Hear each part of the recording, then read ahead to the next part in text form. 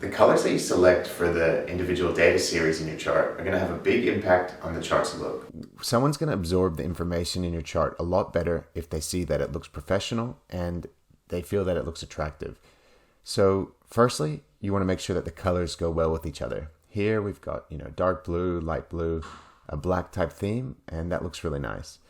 You also want to make sure that the colors contrast against each other. So you can tell this light blue apart from this dark blue and apart from this black. You don't want them to be too similar and confuse the person looking at it.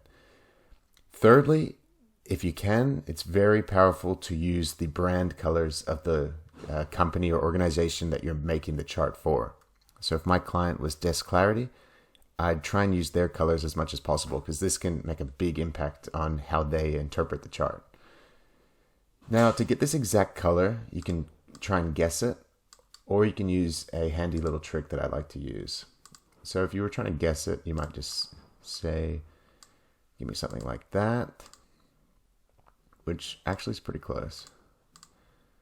So if you're in a rush, just do that. Here we'd probably make the text black and make this that color. So that's pretty close. We might want to change this one as well to give me a gray or something. I've changed not the fill but the outline to give me a dark gray actually. So that could look nice. But if you wanted to match, this is slightly off black and these aren't exactly, here's a useful trick. There's no eyedropper in Excel in the sense of you can't just pick a random color, but you can enter in this hex code. Now, Excel doesn't allow you to do the eyedropper.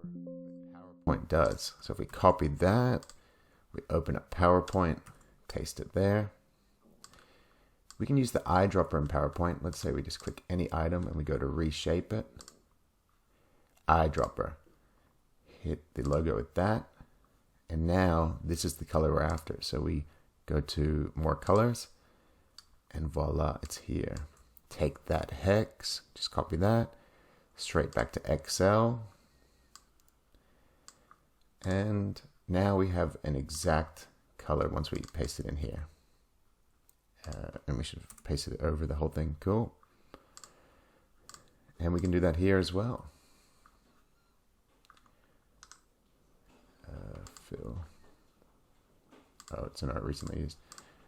Great, and we may even be able to put our text back to white or off-white. Great, and you might want to use that again for the letter colors and get that black matched up to this slightly off black. And if I'm from Desk Clarity and I see a chart like this, I'm going to think, oh, they've put a lot more thought into this. They've personalized it. And I see these colors every day, so inherently they'll just make me happier. So I'll be more receptive to the information in this chart.